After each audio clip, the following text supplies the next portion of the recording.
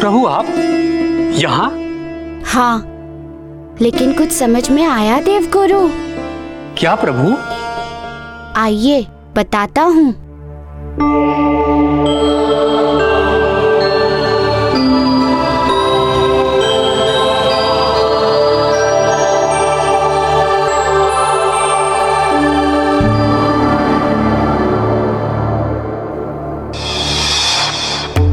ऋषिवर, आप अपने पिता अंगिरा की रक्षा हेतु पृथ्वीलोक गए थे। हाँ स्मरण है प्रभु। उसके बाद? प्रभु, उसके बाद की कोई भी घटना का मुझे स्मरण नहीं है।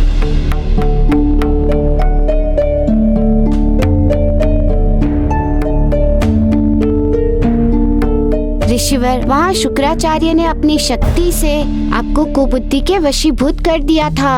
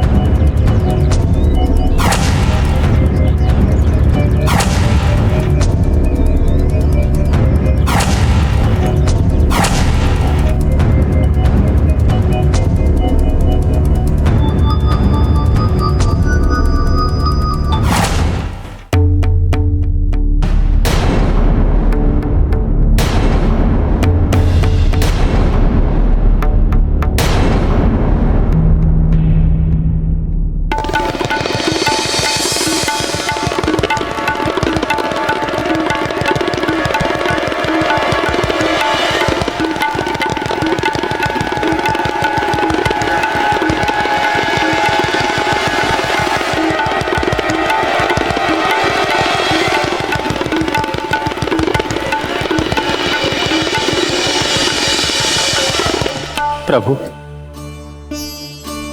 कैसा अधर्म कर दिया मैं।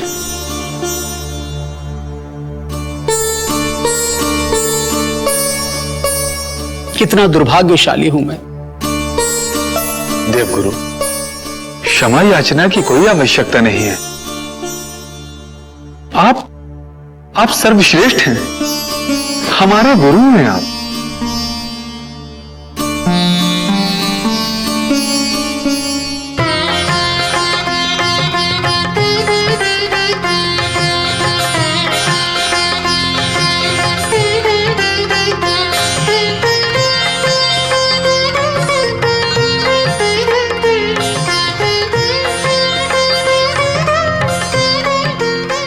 प्रभु, जो अधर्म किया है मैंने वो प्रायश्चित योग्य नहीं है। मैं इस स्वर्गलोक में रहने के योग्य नहीं हूं।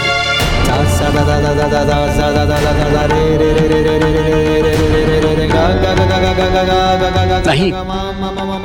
ऋषिवर रुकिए, ऋषिवर रुकिए।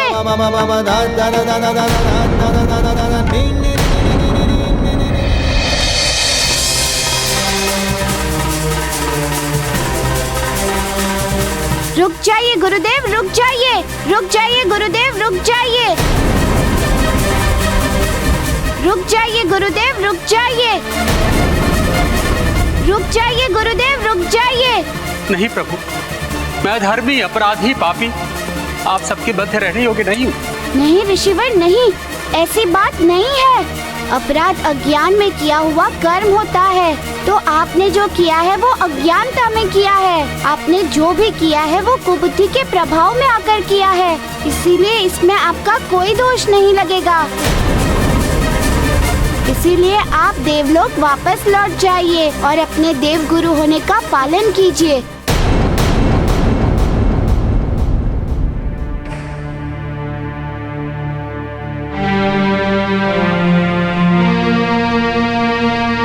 नहीं प्रभु, नहीं।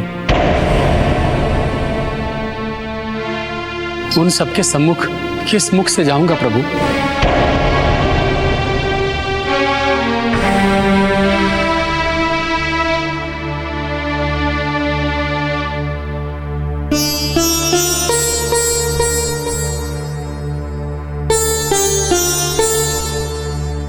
लज्जित अपराधी होते हैं ऋषिवर, और आप अपराधी नहीं हैं, अधर्मी नहीं हैं। हाँ देवगुरु, आप हमारे धर्मज्ञ हैं। यदि आप हमारे समक्ष नहीं होंगे तो हम विधि की व्यवस्था का सुचारू रूप से संचालन कैसे कर पाएंगे?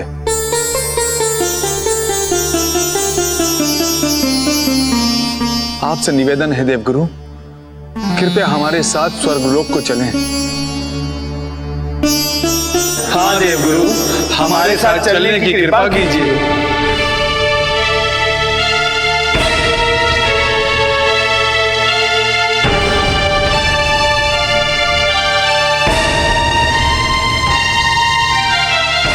अनुरोध ठुकराते नहीं है ऋषिवर, जाइए। आइए गुरुदेव।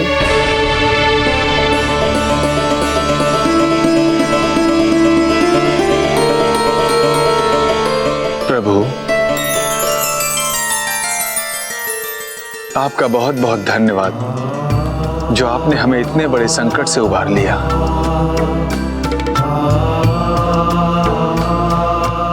अब मुझे नवनिधि की यात्रा पर प्रस्थान करना होगा। गुरुदेव मेरी प्रतीक्षा कर रहे होंगे।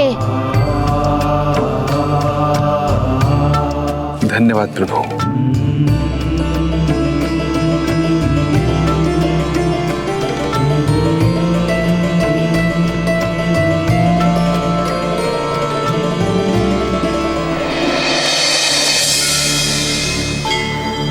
माता, प्रभु हनुमान ने सृष्टि के लिए बहुत ही लाभकारी कार्य कर दिया।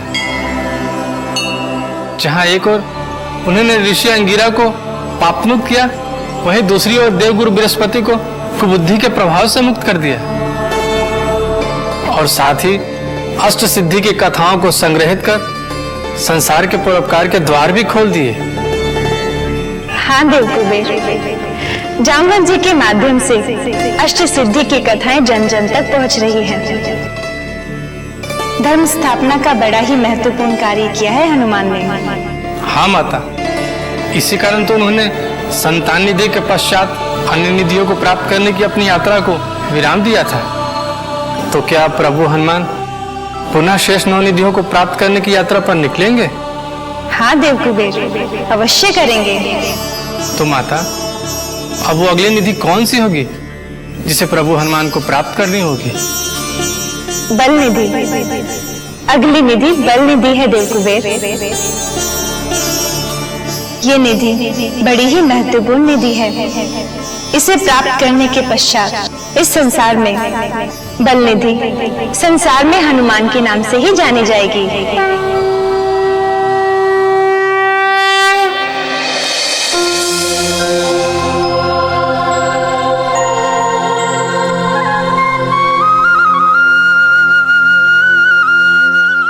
वन प्रदेश में इतनी मधुर बांसुरी कौन बजा रहा है? इसका अर्थ है कि अवश्य ही कोई ग्राम है निकट में।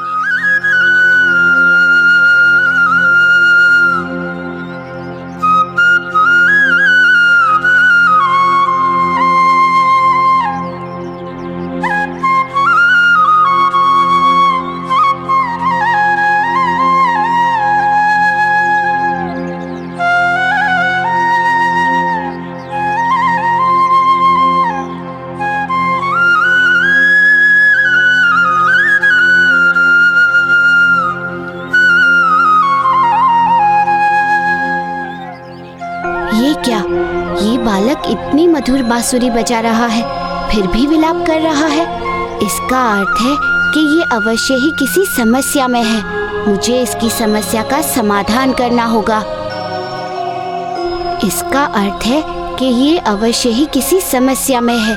मुझे इसकी समस्या का समाधान करना होगा।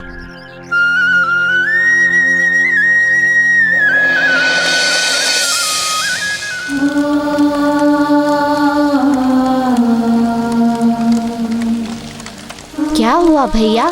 किसकी मृत्यु हुई है?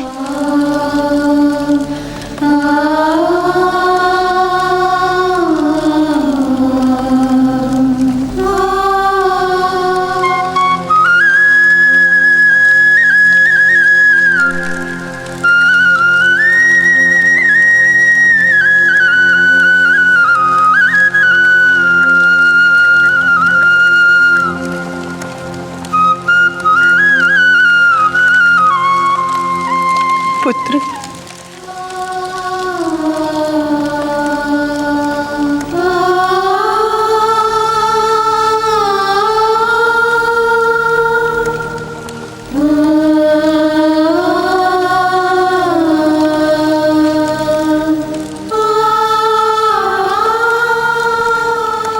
आओ, आकर चिता को मुखाग्नि दो। मैं पहले कह चुका हूँ कि मैं मुखाग्नि नहीं दूंगा। बाध्य मत करिए मुझे। मैं मुखाग्नि नहीं दूंगा, नहीं दूंगा, कदापि नहीं दूंगा। रुको पुत्र, रुको, रुको मेरे लाल, रुको।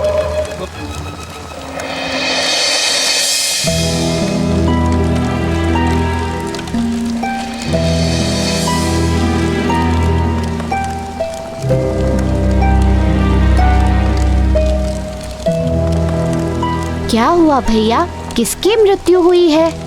नहीं पता, हम लोग तो चिता को देखकर सहानुभूति प्रदर्शित करने आए।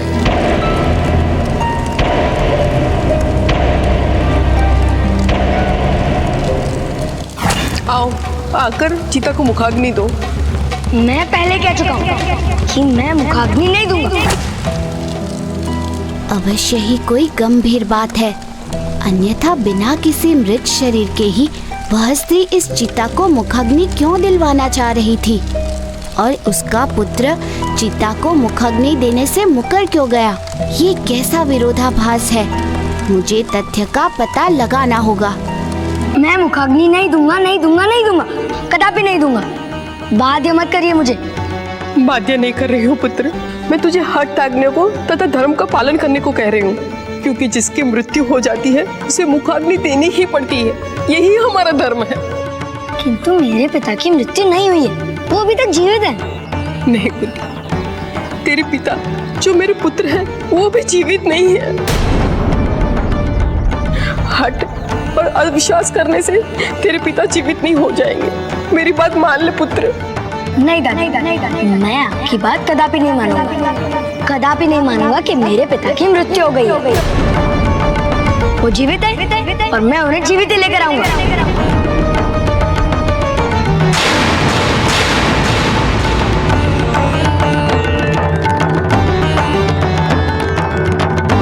अब मैं तुझे कैसे समझाऊं पुत्र कि जिनकी मृत्यु हो जाती है वो दोबारा जीवित नहीं होते।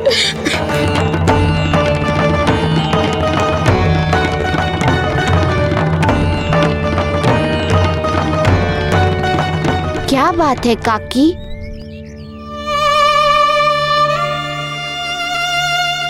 आप रो क्यों रही हैं? पुत्र, मैं अपने दुर्भाग्य और दुर्दिन को रो रही हूँ। किंतु ऐसा हुआ क्या है कि आप इस चिता को मुखाग्नि की बात कर रही हैं? क्योंकि उस चिता पर तो मृत शरीर है ही नहीं।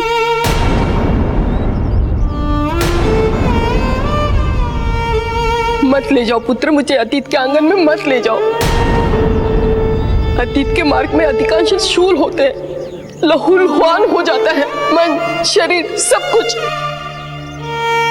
काकी, दुख बांटने से दुख कम होता है। समस्या बताने से समाधान निकलता है। आप मुझे आपका दुख एवं समस्या बताइए, मैं उसका समाधान निकालूंगा। ठीक है पुत्र, जब तू इतनी ही हट कर रहा है तो मैं तुझे अपनी समस्या अवश्य बताऊंगी। आओ मेरे साथ।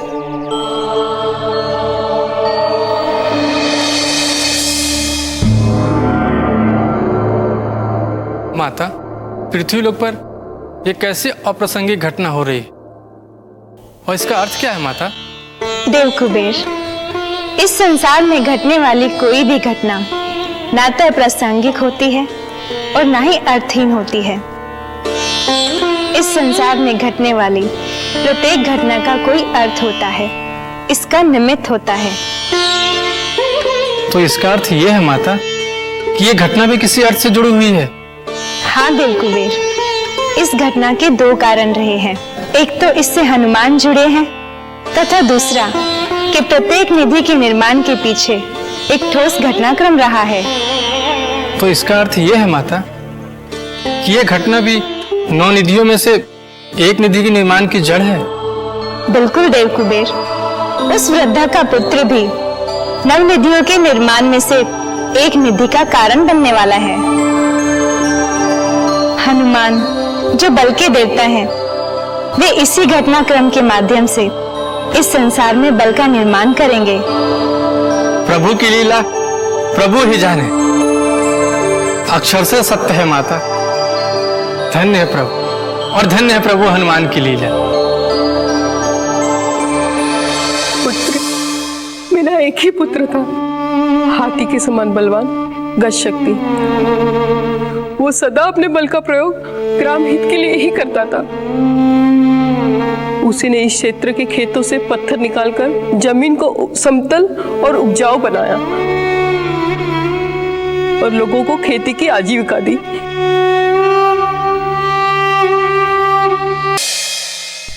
इस पत्थर को तो यहाँ से निकालना असंभव है। माँ, असंभव समझकर इसे यहाँ छोड़ना अनुचित होगा। और अगर ये पत्थर यहाँ रहा तो हल चलाना असंभव है। आप निश्चिंत रहिए, मैं इसे हटाने का प्रयास करता हूं। आप निश्चिंत रहिए।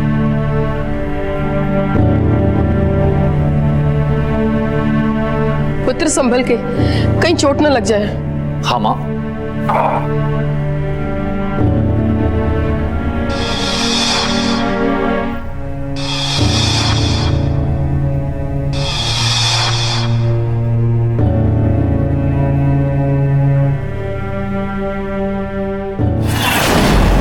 और इस प्रकार उसका जीवन ग्रामवासियों के लिए समर्पित था।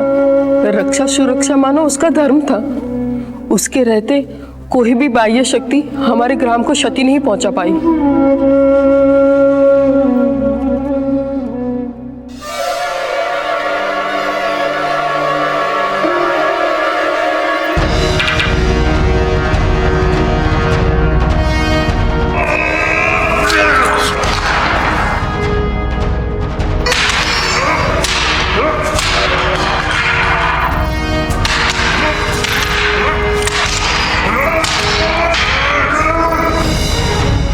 इस बार तो बच गए, लेकिन अगली बार हमारे ग्राम में चोरी करने आए तो अगली बार जीवित नहीं बचोगे। वास्तव में काकी, आपके पुत्र तो बड़े ही दयालु और दूरदर्शी प्रवृत्ति के व्यक्ति थे। बल का प्रयोग भलाई के लिए करने से और दूसरी कोई नहीं होती काकी। पर भलाई का बदला मृत्यु होता है, वैसा तो मैंने कभी नहीं सुना। ऐसी क्या घटना घटी आपके पुत्र के साथ काकी? पुत्र, मुझे आज भी याद है, उस दिन मेरे पुत्र को राजा का पत्र आया था।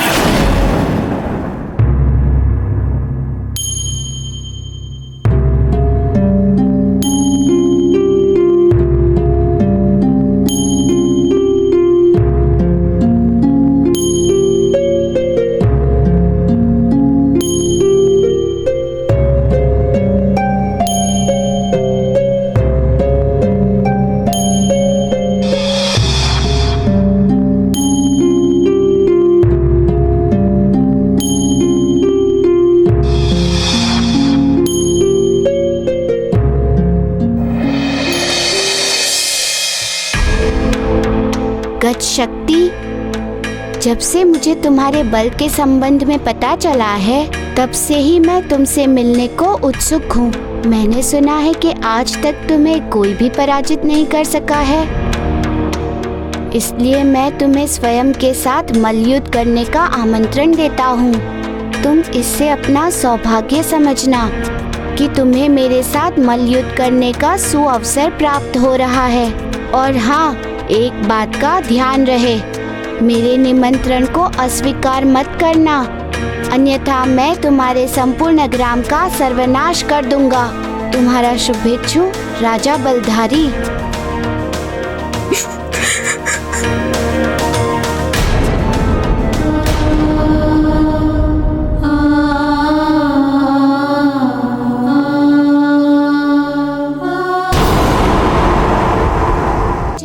बल के संबंध में पता चला है, तब से ही मैं तुमसे मिलने को उत्सुक हूँ। मैंने सुना है कि आज तक तुम्हें कोई भी पराजित नहीं कर सका है, इसलिए मैं तुम्हें स्वयं के साथ मल्लयुद्ध करने का आमंत्रण देता हूँ। तुम इससे अपना सौभाग्य समझना कि तुम्हें मेरे साथ मल्लयुद्ध करने का सुअवसर प्राप्त हो रहा है। और हाँ, एक बात का ध्यान रहे, मेरे निमंत्रण को अस्वीकार मत करना, अन्यथा मैं तुम्हारे संपूर्ण ग्राम का सर्वनाश कर दूंगा। तुम्हारा शुभेच्छु राजा बलधारी।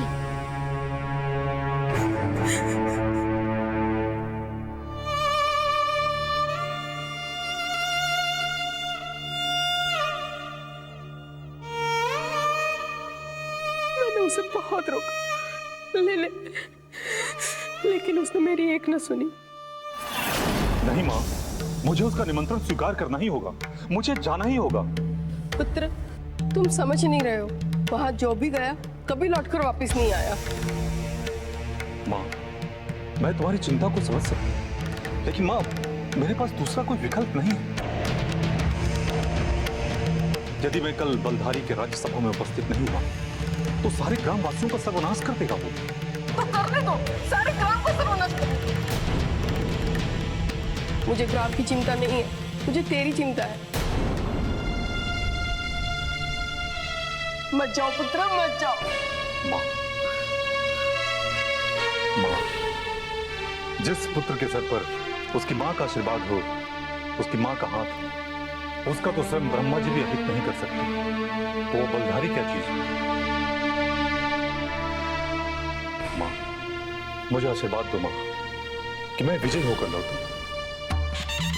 जी दोनों पुत्र। पुत्र, अपनी दादी का ध्यान रखना। पिताश्री, आप कब लौटेंगे? बहुत शीघ्र।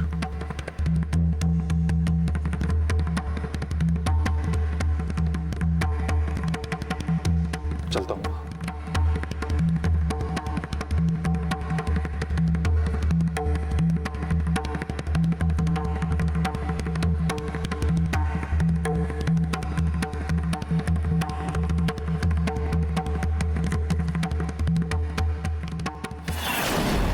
पुत्र, उस दिन जो मेरा पुत्र गया, आज तक लौट कर नहीं आया। जो भी उसके पास मल्लयुद्ध के लिए जाता है, कभी जीवित वापस नहीं आता। ऐसा क्यों? क्योंकि वो सबकी हत्या कर देता है। और मैं जानती हूँ उसने मेरे पुत्र की भी हत्या कर दी है। काकी, आपको निराश नहीं होना चाहिए। मैं कैसे न निराश हूँ, वही तो मेरे अंधेरे जीवन की ज्योत था। जब ज्योत ही बुझ गई तो मैं कैसे न निराश हूँ।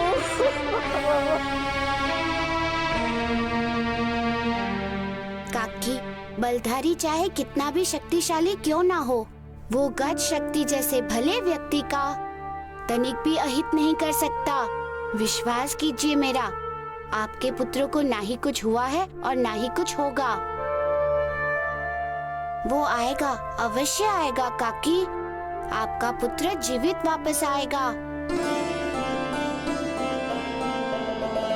मैं छोड़ूंगा नहीं बलधारी को।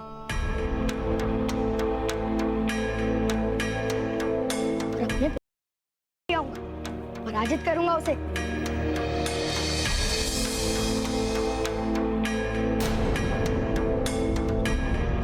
अब मैं सुमेर को कैसे समझाऊं? अपने पिता की तरह वो भी हट्टी है। अपने पिता की तरह वो भी अपने जीवन को संकट में डालने पे तुला हुआ है। काकी, आप चिंता मत कीजिए, मैं लाऊंगा सुमेर को समझाकर।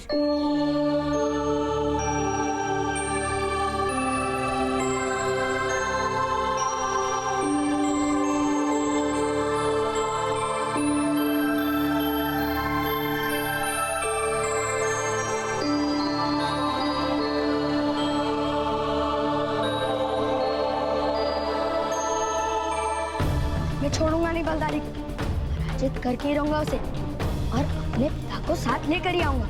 मित्र सुमेर, सुमेर, मित्र, मित्र, रुक जाओ। छोड़ो, मेरा हाथ छोड़ो। मेरे पिता को लाने के मार्ग में बाधा मत बनो। मैं बाधा नहीं बन रहा हूँ मित्र, बल्कि तुम्हारा मित्र बनने की कोशिश कर रहा हूँ। बात तो सुनो कम से कम। कहो, क्या कहना चाहते हो तुम? मुझे पता है कि तुम बलधारी के पास जा रहे हो,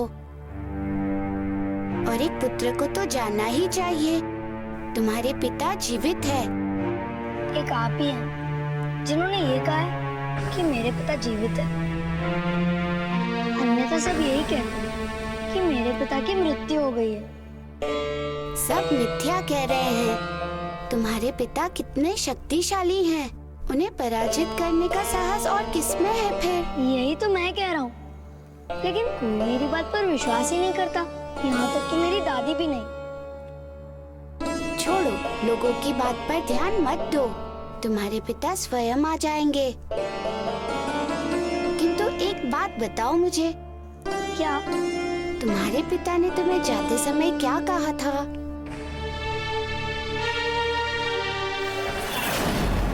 पुत्र, अपनी दादी का ध्यान रखना। दादी का ध्यान रखने के लिए तो सबसे आवश्यक क्या है? दादी का ध्यान रखना ना। क्योंकि जब तुम्हारे पिता वापस आएंगे और तुमसे पूछेंगे तुमने दादी का ध्यान रखा, तो तुम क्या उत्तर दोगे उन्हें? हाँ, ये बात तो तुमने उचित कही है। मुझे मेरे पिता के दिए हुए वचन का पालन करना चाहिए। पिता को दिए गए वचन का पालन दादी से दूर जाकर नहीं, निकट आकर करना चाहिए मित्र। चलो दादी के पास। तुम्हारी दादी के भोजन की व्यवस्था भी तो करनी है, इसलिए। भोजन की व्यवस्था? भला मैं एक बालक भोजन की व्यवस्था कैसे करूँगा? चिंता क्यों करते हो? मैं हूँ ना तुम्हारे साथ। आओ चलो, वन से फल तोड़ने में मैं तुम्हारी सहायता करूँगा। हाँ, फिर तो ठीक है। अच्छा, एक बात बताओ, तुम्हारा नाम क्या है मित्र? मारुति। तुम बहुत अच्छे हो मारुति। एक तुम ही हो जिसने मेरे और मेरी बातों पर विश्वास किया है।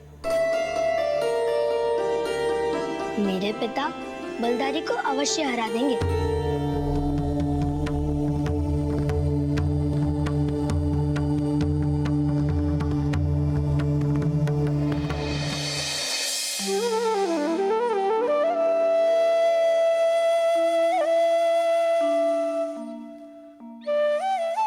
काकी, सुमेर आपके लिए फल लाया है, ग्रहण कीजिए। मारुति, दुख की घड़ी में व्यक्ति तो नहीं मरता, लेकिन उसकी भूख प्यास अवश्य मर जाती है। मेरी खाने की इच्छा बिल्कुल भी मर गई है। ले जाओ इन फलों को। नहीं दादी, आपको इन फलों को ग्रहण करना ही होगा। मित्र मारुति ने मुझे बताया कि आपने प्रातः काल से कुछ भी खाया पिया नहीं है।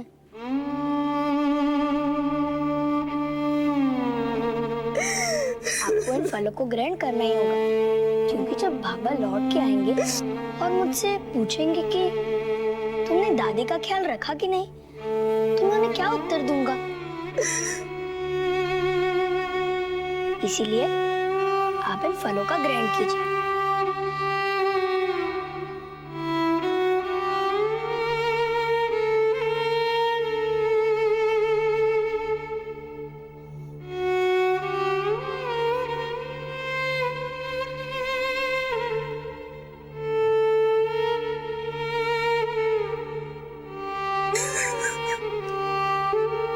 काकी, आप क्यों चिंतित और निराश हो रही हैं?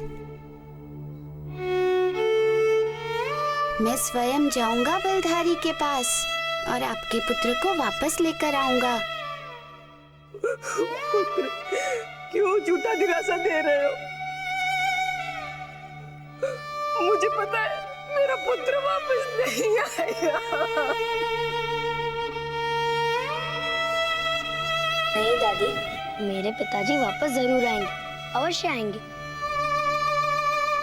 उन्होंने वचन दिया है मुझे लौटने का।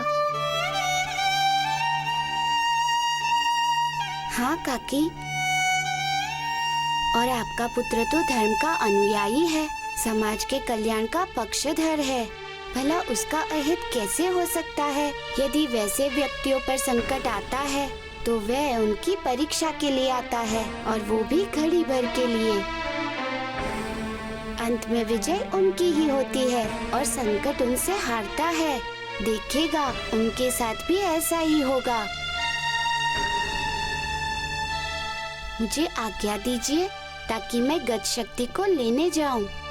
जय बजरंग बली, जय बजरंग बली, जय बजरंग बली, जय बजरंग बली, जय बजरंग बली, जय बजरंग बली, जय बजरंग बली, जय बजरंग बली, जय बजरंग। भगवान करे उसका विश्वास प्रतिफलित हो और मेरा पुत्र सकुशल वापस लौट आए। जय बजरंग बली।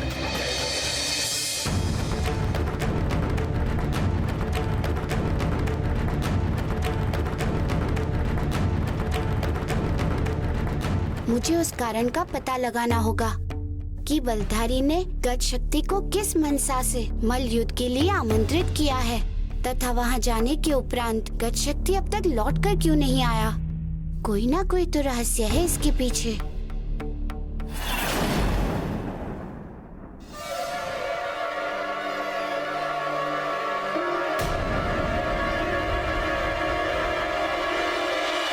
हे प्रभु, हमें क्षमा करना, हमें अपने जीवन का अंत करना ही पड़ेगा। इसके अतिरिक्त हमारे पास अन्य कोई विकल्प नहीं है प्रभु। ये लोग तो बहुत बड़ा अनर्थ करने जा रहे हैं। मुझे इनके जीवन की रक्षा करनी ही होगी।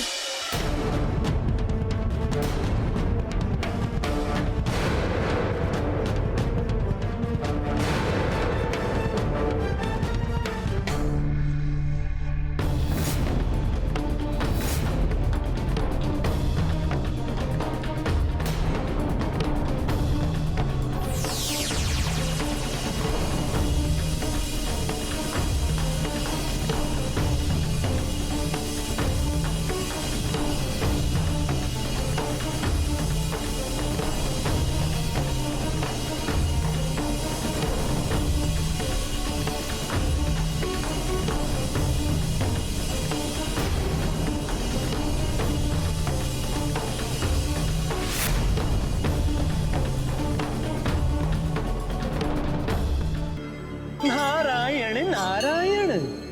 देखा देव आपने प्रभु की लीला, उनकी कृपा।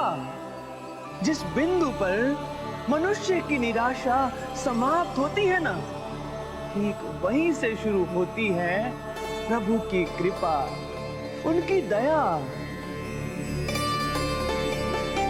देव, मनुष्य सदैव यही सोचता है कि वो इस संसार में अकेला है, किंतु सत्य ये नहीं है। सत्य तो ये है कि प्रभु सदैव किसी न किसी रूप में उसके साथ रहते हैं। आपने सत्य कहा देवर्षि। आज इन मनुष्यों के जीवन की रक्षा करके प्रभु हनुमान ने इस सत्य को सिद्ध कर दिखाया। प्रभु हनुमान की यही तो महिमा है कि वो सत्य के मार्ग पर चलने वाले मनुष्य को कभी किसी संकट में नहीं आने देते, उसे संकट से उबारते हैं, उसे सद्मार्ग बताते हैं तथा उसके जीवन की रक्षा करते हैं। नारायण नारायण।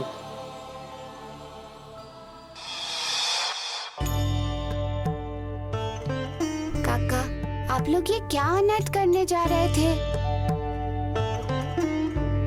आपको पता भी है कि ईश्वर के दिए गए अनमोल जीवन को यूं समाप्त करना कितना बड़ा अपराध है। अपराध को तो हम नहीं जानते, किंतु इतना अवश्य जानते हैं कि तुम्हारे बचाने के बाद जो अनर्थ होने वाला है।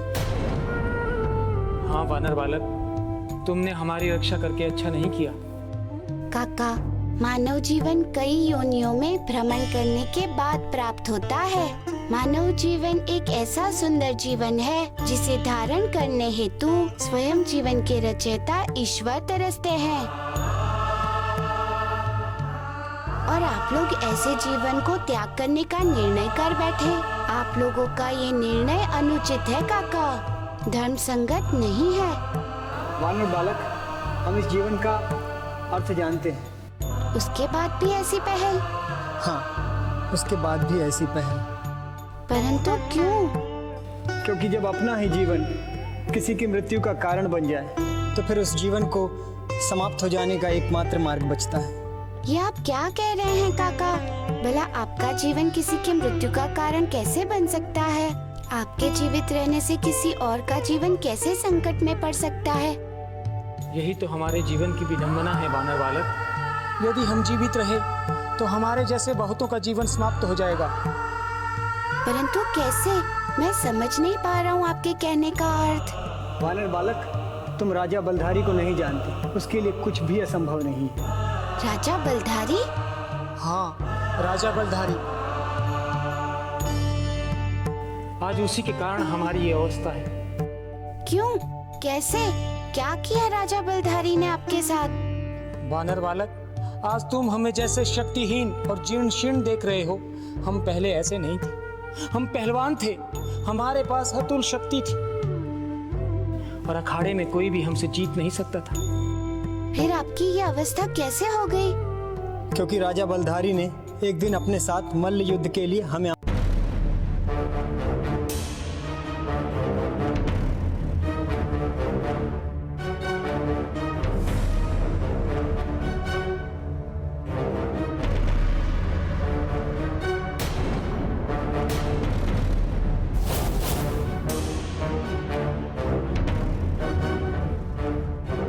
तुम दोनों को जैसा सोचा था बिल्कुल वैसा ही पाया। तुम लोग वास्तव में वीर और शक्तिशाली हो। तभी तो हमारे राजसी पहलवानों, जिनका कोई जोड़ नहीं है, जिन्हें कोई पराजित नहीं कर सकता, उसे तुम दोनों ने पराजित किया। तुम्हारे पर्वताकार शक्तियों के सामने मेरे प्रशंसा के बोल भी बौने पड़ गए। ऐसे वीर और बलवान से मैं हाथ मिलाऊं, ये तो मेरा सौभाग्य है।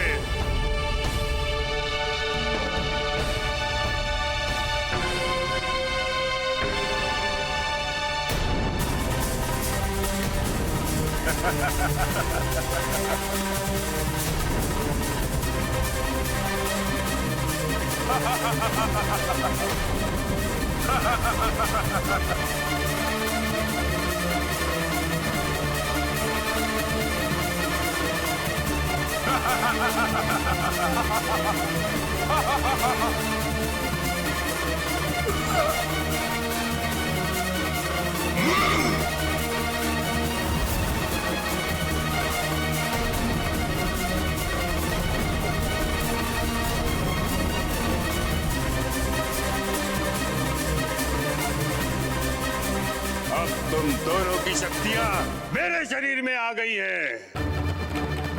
अब तुम दोनों शक्तिहीन हो गए हो और मैं और भी बलवान हो गया हूं।